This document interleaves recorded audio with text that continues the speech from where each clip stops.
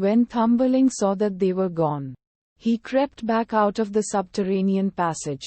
"It is so dangerous to walk on the ground in the dark," said he. "How easily a neck or a leg is broken." Fortunately he stumbled against an empty snail shell. "Thank God," said he, "in that I can pass the night in safety," and got into it. Not long afterwards, when he was just going to sleep, he heard two men go by, and one of them was saying, "How shall we set about getting hold of the rich pastor's silver and gold?" "I could tell you that," cried Thumbling, interrupting them. "What was that?" said one of the thieves in fright. "I heard someone speaking." They stood still listening, and Thumbling spoke again, and said, "Take me with you, and I'll help you. But where are you? Just look on the ground, and observe from whence my voice comes." He replied. There the thieves at length found him, and lifted him up. "You little imp, how will you help us?"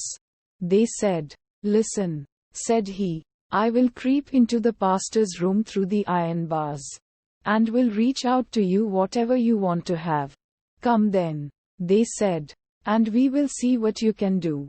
When they got to the pastor's house, Thumbling crept into the room, but instantly cried out with all his might, "Do you want to have everything that is here?"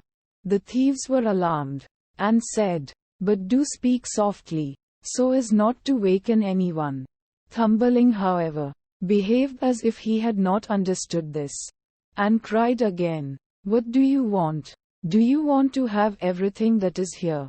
The cook, who slept in the next room, heard this and sat up in bed, and listened. The thieves, however, had in their fright run some distance away, but at last they took courage, and thought, "The little rascal wants to mock us."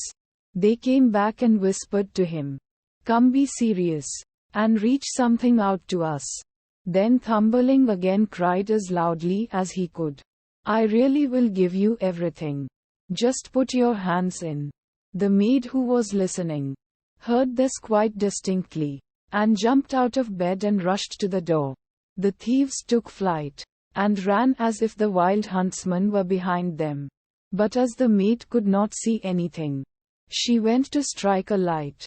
When she came to the place with it, Thumbling, unperceived, betook himself to the granary, and the maid, after she had examined every corner and found nothing, lay down in her bed again, and believed that, after all, she had only been dreaming with open eyes and ears. Thumbling had climbed up among the hay and found a beautiful place to sleep in. There he intended to rest until day, and then go home again to his parents. But there were other things in store for him. Truly, there is much worry and affliction in this world. When the day dawned, the maid arose from her bed to feed the cows. Her first walk was into the barn, where she laid hold of an armful of hay, and precisely that very one in which poor Thumbling was lying asleep. He, however, was sleeping so soundly that he was aware of nothing, and did not awake until he was in the mouth of the cow, who had picked him up with the hay. "Ah, heavens!" cried he, "how have I got into the fulling mill?" But he soon discovered where he was.